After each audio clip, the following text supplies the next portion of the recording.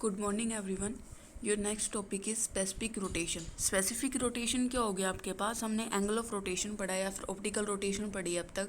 Optical active substance पढ़े हैं, optical rotation होती क्या है, उसका एंगल कैसे फाइंड आउट करते हैं, हमने ये सब लास्ट लेक्चर में किया था। ठीक है, ये बोले अगर हमें कोई स्पेसिफिक रोटेशन फाइंड आउट करनी है किसी भी टेम्परेचर पे, कोई गिवन टेम्परेचर टी उस पर, और लाइट की वेवलेंथ लेट कर लेते हैं लैम्डा। आपके पास एक मोनोक्रोमेटिक लाइट है जिसकी वेवलेंथ क्या है, लैम्डा आपकी वेवलेंथ होगी। अब हमें पता है कि मेरे पास क्या होगा, ये बोल रहा है कि अगर मान लीजिए एक सॉल्यूशन है, किसी भी चीज़ का सॉल्यूशन है, ठीक है, इसमें से बोला जब लाइट पास करेगी आपकी तो मेरे पास क्या होगी, पाथ क्या कर लेगी, चेंज, मतलब ये किसी एंगल से क्या हो जाएगी, रोटेट हो जाएगी। एक स्मॉल एंगल से या फिर किसी भी एंगल से क्या हो रही है, रोटेट हो रही है। तो ये बोले स्पेसिफिक रोटेशन जो प्रोड्यूस होगी वो किसके हेल्प से होगी, define as angle of rotation, कि कितने एंगल से क्या हो, रोटेट हुई है, कितने डेसिमल लेंथ का ये पाथ था आपके पास, और सब्सटेंस की कंसंट्रेशन कितनी थी।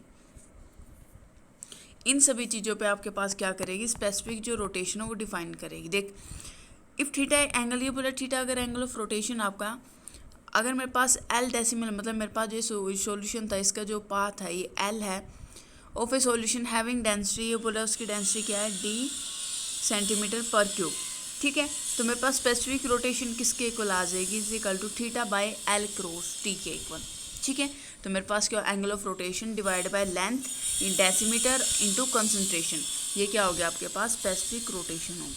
ठीक है, ये तो हो गया स्पेसिफिक रोटेशन। अब हमें देखना है कि हमने स्पेसिफिक रोटेशन फाइंड आउट कैसे कर सकते हैं, कि किसी भी सब्सटेंस में से जब लाइट पास करेगी तो उसकी स्पेसिफिक रोटेशन या फिर वो कितने एंगल से डेविएट होगी, कितने एंगल से रोटेशन शो करेगी, वो कैसे फाइंड आउट करोगे। इसके लिए हमारे पास एक्सपेरिमेंट, मतलब एक इंस्ट्रूमेंट है पोलैरीमीटर। इट इज़ पोलैरीमीटर क्या होगा, ये यूज़ करते हैं कि आपके पास जो angle of plane of polarisation light है वो क्या होगी, किसी जब सॉल्यूशन से पास कर रही हैं तो किसी एंगल से क्या करेंगे, रोटेट करेंगी। तो ये एंगल ऑफ रोटेशन कौन फाइंड आउट करेगा, पोलैरीमीटर फाइंड आउट करेगा। ठीक है, ये ऊपर है बेसिकली अगर देखिए तो पोलैरीमीटर में क्या होगा, आपके पास दो निकोल प्रिज्म हो गए और दोनों मेरे पास क्लोज्ड पोजीशन पे होंगे। मतलब एक अगर ऐसे है, एक का प्रिंसिपल सेक्शन ऐसे तो दूसरे का प्रिंसिपल सेक्शन ऐसे होगा, तो हम बोल सकते हैं एक दूसरे के परपेंडिकुलर होंगे। और मेरे पास जो लाइट है वो क्या होगी इस सिचुएशन पे, कि कुछ भी अप्लाई ना करे तो लाइट मेरे पास क्या मिलेगी, डार्क, मतलब ऑब्जर्वेशन पे हमें डार्क कंडीशन मिलेगी। तो बोला मेरे पास क्या होगा, कम्प्लीटली क्लोज होंगे तो मेरे पास जो फील्ड व्यू होगा वो क्या होगा, कम्प्लीटली डार्क। स्पेसिफिक रोटेशन आपको पता है theta by L cross D. लेकिन जब हम ऑब्जर्व करते हैं चीज़ों को, जैसे मेरे पास ये हो गया, इसने शो कर दिया कि मेरे पास ये एस है, एस मेरे पास सोर्स ऑफ लाइट है, एक स्लीट है, एक फाइन बीम के लिए हमने स्लीट यूज़ की है, ये अनपोलराइज लाइट मेरे पास। फिर आगे निकोल प्रिज्म पे फॉल होगी, निकोल प्रिज्म पे फॉल होने के बाद वही सेम फिनोमेना ई और ओ रे मिलेंगी। ओ रे आपका टोटल इंटरनल रिफ्लेक्शन की वजह से क्या हो जाएगी, यहाँ पे एलिमिनेट, और ई रे क्या करेगी, फर्दर पास करेगी। अब ये ई रे मेरे पास ये शुगर सॉल्यूशन है, इसमें से क्रॉस करेगी तो कुछ ना कुछ ये पोलराइजेशन क्या करेंगे, एंगल ऑफ रोटेशन शो करेगी, एंगल क्या हो गया, रोटेट हो गया। अब मेरे पास ये और ये मेरे पास ये एनालाइजर का काम करेगा, ये मेरे पास पोलराइजर का काम करेगा। दोनों का प्रिंसिपल सेक्शन क्या आपके पास परपेंडिकुलर है, या फिर हम बोल सकते हैं क्लोज्ड है। तो मेरे पास क्या होगा, यहाँ पे आपको डार्कनेस मिलेगी। ठीक है, अब इसकी जो सिंपल पोलैरीमीटर है उसकी ड्रॉबैक्स क्या आती है, ये बोले जब हमने ऑब्जर्वेशन की तो कोई एक सिंगल पॉइंट ही ऐसा नहीं था जहाँ पे डार्कनेस मिल रही थी, एक वाइड रेंज थी, मतलब एक रेंज में हमें डार्क जो कंडीशन है वो मिल रही थी, एक किसी एक्यूरेट पॉइंट पे नहीं मिल रही थी। ठीक है, तो हमारे पास एग्जैक्ट पोजीशन है जो एनालाइजर की हेल्प से वो फाइंड आउट करना क्या होगा, पर्टिकुलर वैल्यू थीटा की फाइंड आउट करना क्या था, डिफिकल्ट था। तो इसके लिए मेरे पास क्या होगा, दो डिवाइस है वो इंट्रोड्यूस किए गए थे, एक है लोरेंस हाफ सेट डिवाइस, दूसरा है बाइक्वार्स। तो पहले हम पढ़ेंगे Lorentz half set quartz polarimeter कैसे काम करता है, और मेरे पास इसकी हेल्प से आपके पास क्या होगा, एंगल ऑफ रोटेशन कैसे फाइंड आउट करेंगे।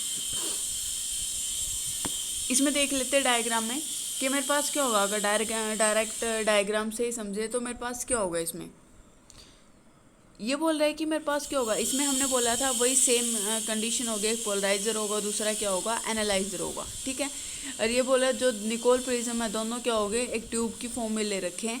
तो मेरे पास क्या होगा, जैसे ही लाइट आई, ये स्लिट से लाइट पास करेगी एक फाइन बीम, ये मेरे पास एल सरफेस है, इस पर फोल्ड करेगी, यहाँ से फोल्ड करने के बाद एक पैरेलल बीम में आगे जाएगी।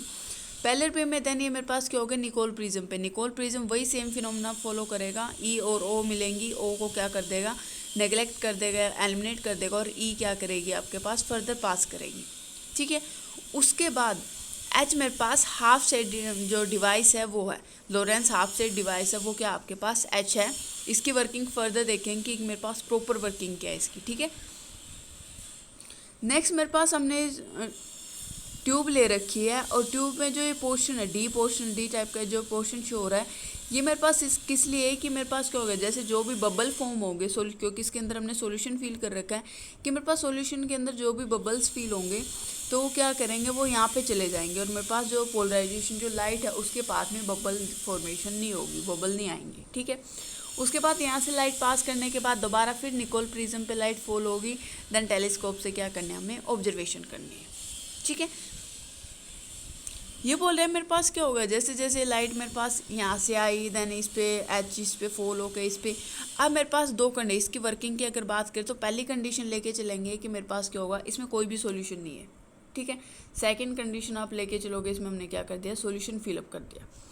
अब जब तक इसमें कोई भी सॉल्यूशन नहीं है, मान लो मेरे पास लाइट आई, इस पे निकोल प्रिज्म से पास किया, कन्वेक्स लेंस से, देन निकोल प्रिज्म से पास करके मेरे पास क्या होगा, हाफ सेट की वर्किंग आगे देखेंगे कि मेरे पास कैसे काम करता है। और मेरे पास इस सॉल्यूशन से पास करेंगी। पहला केस है कि सॉल्यूशन में कुछ भी प्रेजेंट नहीं है, मतलब आपके पास ये एम्प्टी है। और उसके बाद फिर मेरे पास क्या होगा, कोई ना कोई रोटेशन, और देन मेरे पास क्या होगा, यहाँ पे क्या मिलेगी, उस टाइम क्या मिलेगा आपको, डार्कनेस मिलेगी, क्योंकि मेरे पास सॉल्यूशन है ही नहीं कोई भी, तो मेरे पास क्या होगा, एक टाइप से क्या मिलेगी यहाँ पे, डार्कनेस, या फिर हमने हाफ से डिवाइस यूज़ कर रखा है तो कोई ना कोई लाइट की ऑब्जर्वेशन हो सकती है। अब ये बोल रहे हैं मेरे पास क्या होगा, जब यहाँ से निकलेगी तो कोई ना किसी एंगल से क्या करेगी, लाइट रोटेट करेगी, तो मैंने मान लिया वो एंगल क्या आपका θ1, ठीक है। अब सेकंड केस लेके चलते हैं कि मेरे पास क्या होगा, अब हमने क्या कर दिया, इसके अंदर सॉल्यूशन फिल कर दिया है, तो अब फिर लाइट फॉलो होगी, ऐसे ही पास करेगी, तो मेरे पास कोई ना कोई एंगल ऑफ पोलराइजेशन होगा, तो मेरे पास हम मान लेते हैं मेरे पास एंगल क्या है, θ2। अब हमें निकालना क्या है, एंगल ऑफ रोटेशन ना, तो एंगल ऑफ रोटेशन किसके इक्वल हो जाएगा, θ2 माइनस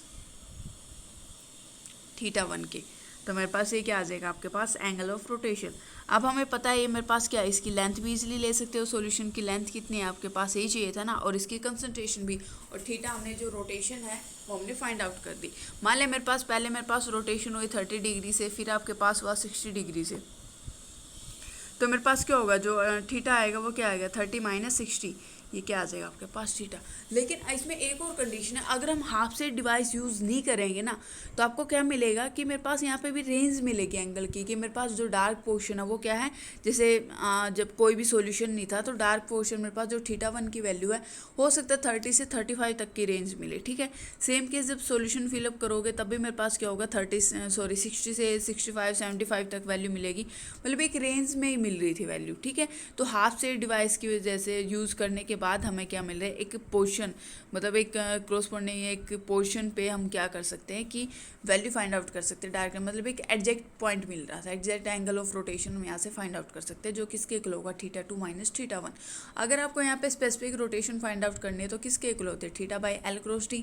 एल आपको पता है लेंथ कितनी होगी, आपके पास जो भी सोल्यूशन ले रखा है इसकी लेंथ हमने पता है कितनी होगी डेसीमीटर में, और मेरे पास क्या होगा, इसकी कंसंट्रेशन का भी आपको पता होगा, थीटा हमने फाइंड आउट कर लिया कि जब सॉल्यूशन नहीं है और जब सॉल्यूशन फिलअप करोगे तो वैल्यू कितनी आएगी, ठीक है।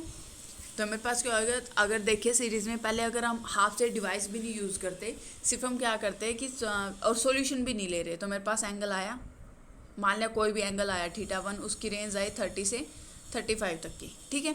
उसके बाद हमने सॉल्यूशन डाल दिया तो θ2 की वैल्यू आई 60 से 65 या फिर 70 तक की, लेकिन तो मेरे पास क्या हो गया, ये भी रेंज थी ना, एक रेंज में वैल्यू मिल रही थी, तो हमने हाफ से डिवाइस यूज़ किया, तब मेरे पास क्या हो गया, एक एग्जैक्ट पॉइंट, एक एग्जैक्ट रोटेशन फाइंड आउट कर सकते हो। तो मेरे पास जो रोटेशन एंगल ऑफ रोटेशन आ जाएगा वो किसके इक्वल आ जाएगा, θ2 माइनस θ1। हमें देखना है कि मेरे पास डार्क जो पॉइंट आ रहा है, डार्क जो कंडीशन है वो किस पॉइंट पे आ रही है, ठीक है। ये आपके पास था लोरेंस हाफ सेट पोलैरिमीटर की वर्किंग। अब हम नेक्स्ट लेक्चर में पढ़ेंगे कि लोरेंस हाफ सेट होता क्या आपके पास, ठीक है।